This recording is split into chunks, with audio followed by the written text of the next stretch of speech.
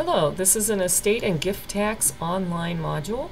We are talking about the gross estate, and in particular, section 2040, subsection A. This is the second part of our discussion. And I am Professor Donna Byrne at William Mitchell College of Law. Now, just for a little bit of review, we've seen that various transfers that take place at death are included in the gross estate, even if they're not part of the probate estate. And under Section 2040, the full value of property held in joint tenancy is included in the decedent's gross estate unless the survivor can show that the survivor contributed the purchase price or that it originally belonged to the survivor. So there's a tracing rule that says, where did it come from? And for gift tax purposes, we know that making a transfer into joint tenancy is a completed gift, whereas placing money in a joint bank account is not. Okay, in this presentation, we're continuing with our exploration of Section 2040, and we hope at the end that we will be able to decide whether to use 2040A or B, and that we will be able to apply Section 2040 to include the correct value in the gross estate. And finally, we will be able to describe the effect of Section 2040 on the resulting basis in the property. All right, let's take a look at the estate of Frattini case. Now, Albert Frattini and Marion Friedeberg lived together for 18 years, but they never got married. And he had put property into joint tenancy with her, some property that he already owned. They jointly acquired some properties, either from their joint account with both their names on the mortgage, or in one case with some contributions from her account. They also had joint bank accounts from which they purchased certificates of deposit and did other things. Now, there was some inconsistency about how they reported the rental income from some of these properties, and there are more details on that in the case, which you should certainly read. This is a tax court memorandum case, which means that it was really a fact-finding endeavor. But Albert Frattini has died, and we had all this property held in joint tenancy, so the question is, how much do we include in his gross estate? Now, we know the default rule in 2040 subsection A is that we include all of it. But that's just a rebuttable presumption.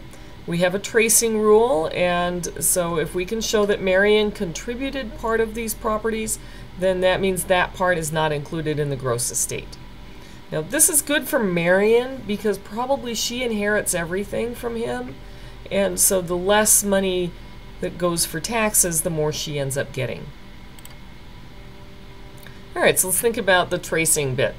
They started living together in 1974 and began acquiring property together in 1983 when they purchased the Chenery property with money out of the joint account.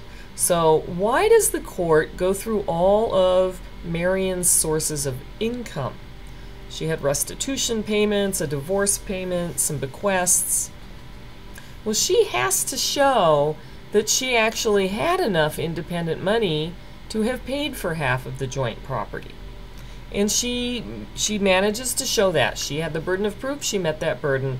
And so those properties that were purchased from the joint account are treated as purchased half by her and half by him, and only half the value is included in the gross estate. But the properties that he started out with and then transferred into joint tenancy with her come out a little bit different. Here, her argument is that she essentially purchased her half with consideration in the form of management services. She was able to show that she kept the books, that she was the one that dealt with creditors, vendors, tenants, and that she actually did provide management services.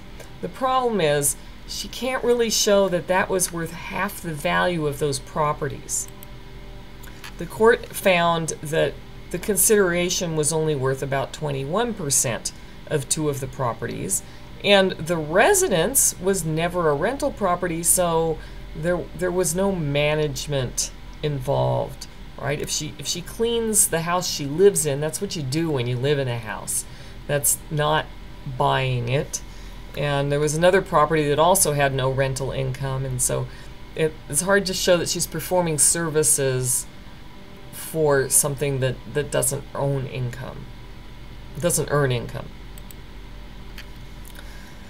Now there's another issue with the bank accounts. The court cites the rule about income from gift property, and it goes like this: income from property is attributable to the person who owns the property. And this is that old tree with the fruit thing. If I give you a tree and it then grows fruit, that income is yours, not mine. If the fruit were already hanging there, that would be different. But this is income that arises after the gift. So for those joint accounts, the money in the accounts was a result of rental income from the joint properties. So once he makes a gift of a joint tenancy interest, then when that property earns income in the form of rent, it actually belongs to her. So in the joint accounts, half the money is treated as having been hers, and so only 50% of that value is included in the gross estate. Now the estate also made another argument, which was that, oh, okay, so we have these joint tenancy interests that he owned, but we can't really include the whole value because he would not have been able to sell his joint interest for that whole value, right? Anybody buying it would have to, kind of deal with Marion, and so you have to discount the value because it's not as marketable.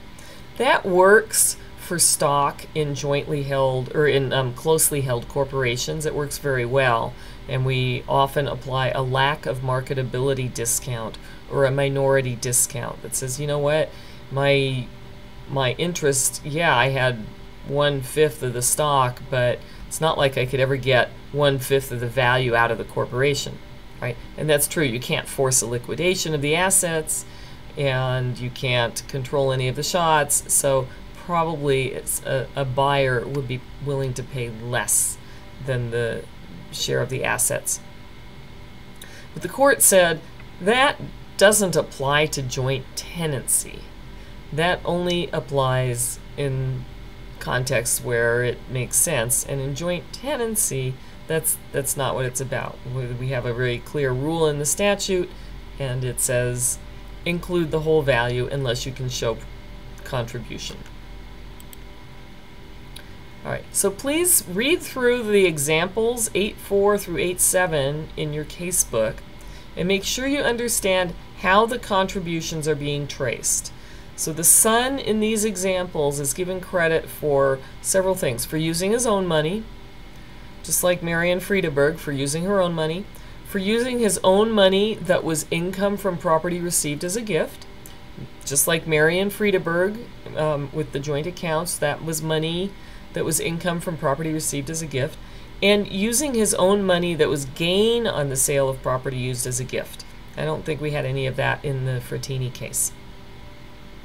The tracing concept also comes up in some other areas of tax, and so it's worth paying a little extra attention to it right now.